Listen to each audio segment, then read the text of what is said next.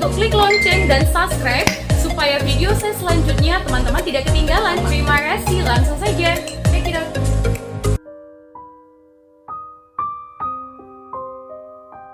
Lion Air melakukan pemutusan hubungan kerja atau PHK terhadap 3.000 karyawan. Apakah berita ini benar? Iya, mari kita telusuri. Pihak Lion Air membantah kebijakan tersebut diartikan sebagai PHK, teman. Tetapi kebijakan ini merupakan pengakhiran pekerja kontrak. Total karyawan Lion Air Group sekitar 29.000 orang. Pihaknya memangkas sebanyak 2.600 orang diantaranya. Ia berdasarkan masa kontrak kerja yang sudah berakhir dan tidak diperpanjang. Lion Air Group sedang berada di masa sulit dan menantang. Ya teman, atas kondisi terbentuk dari akibat COVID-19 serta memberikan dampak luar biasa yang mengakibatkan situasi penuh ketidakpastian. Nah, kebijakan pengurangan ini juga berlaku pada tenaga kerja asing. Lion Air melakukan hal ini sebagai strategi mempertahankan kelangsungan bisnis dan perusahaan. Lion Air Group mencatat rata-rata pengoperasian hanya 10-15% dari kapasitas normal sebelumnya, teman, yakni rata-rata 1.400 sampai 1.600 penerbangan per hari. Ya, lebih lanjut, Lion Air siap memprioritaskan karyawan yang tidak diperpanjang masa kontraknya tersebut jika kondisi perusahaan kembali pulih. Demikian juga teman, Sriwijaya kurangi karyawan.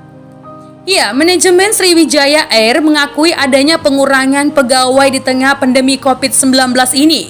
Hal tersebut dilakukan karena bisnis penerbangan sangat terganggu dengan adanya pandemi ini.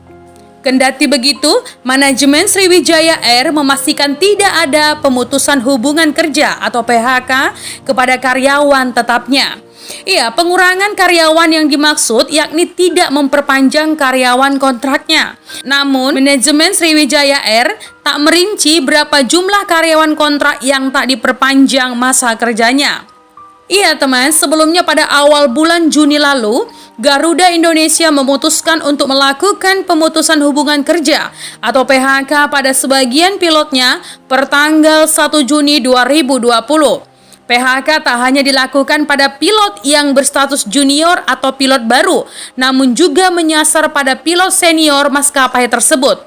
Kabarnya, total lebih dari 150 pilot yang terkena PHK. Ya teman, pandemi COVID-19 telah memberikan pukulan telak terhadap industri penerbangan di seluruh dunia.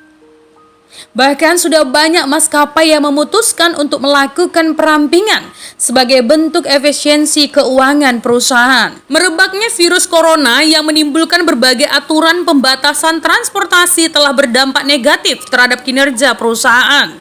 Oleh karenanya, langkah perampingan tersebut dinilai menjadi opsi perlu dilakukan. Pandemi COVID-19 telah mengakibatkan anjloknya tingkat okupansi pesawat. Bahkan Garuda sempat menyatakan tingkat okupansi pada Mei lalu maskapai kehilangan sebanyak 90% penumpang imbas COVID-19. Artinya penumpang Garuda yang masih tersisa sebesar 10%. Ya, meskipun pemerintah sudah memberikan ruang kepada maskapai untuk bernapas lega dengan diperbolehkannya transportasi udara kembali mengangkut penumpang, namun pada kenyataannya tingkat okupansi pesawat masih rendah. Hal tersebut diakibatkan masih khawatirnya masyarakat terhadap penyebaran virus corona.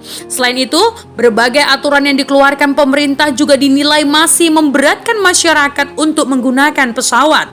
Iya, meski saat ini pemerintah sudah mulai kembali mengizinkan pesawat untuk beroperasi secara terbatas, namun tingkat okupansi Lion Air, Wings Air, dan Batik Air masih sangat rendah.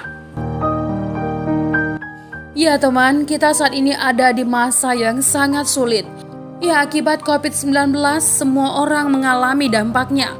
Bukan hanya di penerbangan saja yang banyak di PHK, bahkan di perusahaan-perusahaan asing, perusahaan-perusahaan yang ada di dalam negeri atau di luar negeri juga mengalami hal yang sama.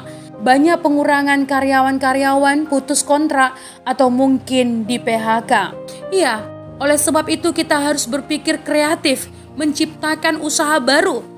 Ya, usaha mungkin bisa saja home industry atau usaha rumahan yang bisa kita jual melalui online. Iya teman, kita bisa memanfaatkan peluang dan permintaan masyarakat di masa pandemi saat ini.